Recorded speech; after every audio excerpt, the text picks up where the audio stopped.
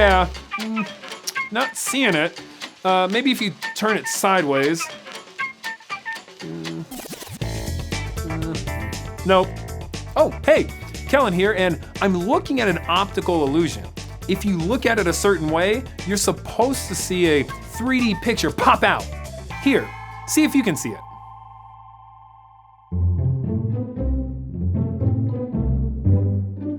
Do you see it? Hey, it's a dragon eating a donut. No, it's a baseball player using a rubber chicken as a bat. It's just a bird! A normal bird! Yeah, I still don't see it. Okay, but I also have this one here. This is cool. So the lines look like they're moving, but they're actually not. It's playing a trick on our eyes. The way these lines are put together gives them the illusion of movement. Crazy, right? We've been talking this week about taking a closer look at what's around us. When we're taking a closer look, maybe we can see things that we hadn't seen before. Or maybe we can see things in a new way. Our Bible story today is asking us to take a closer look into who Jesus is. We're in the book of Matthew, and when we pick up the story in chapter 16, Jesus has already been on the scene for a while. And people are wondering, who is this guy? He's doing miracles. He's feeding the poor. He's hanging out with all kinds of people the rest of the world look down on. He's teaching new things. Who is he exactly? So we read that Jesus was walking down the road and he asked his disciples, "Who do people say that I am?" His disciples turned to each other and they didn't answer for themselves. They told him what other people were saying. They told him, "Some say you're John the Baptist. Others say Elijah.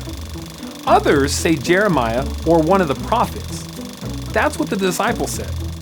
But let's say you asked people today, who is Jesus? You would probably hear a lot of different things too. Maybe some would say, he's a great teacher. Some people might say he's a great rabbi or preacher.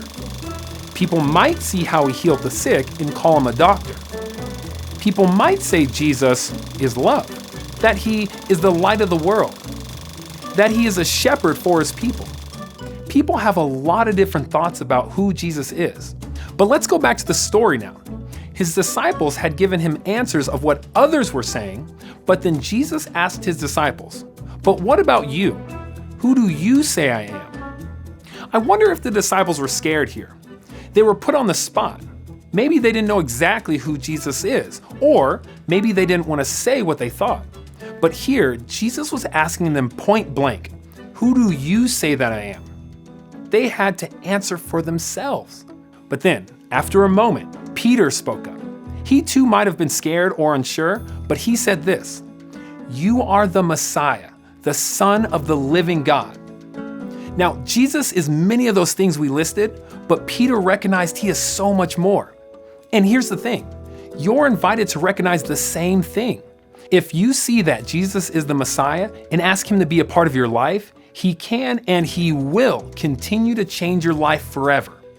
Now, Jesus went on to tell Peter that his answer was revealed to him by God, and that Peter will be the rock that he would build the church on. Now, here's the thing about Peter. He wasn't perfect. He said some pretty wild things and made some pretty big mistakes. But he was honest, and he wasn't scared to say what he was thinking or ask questions of Jesus or other people. Peter took a closer look at Jesus.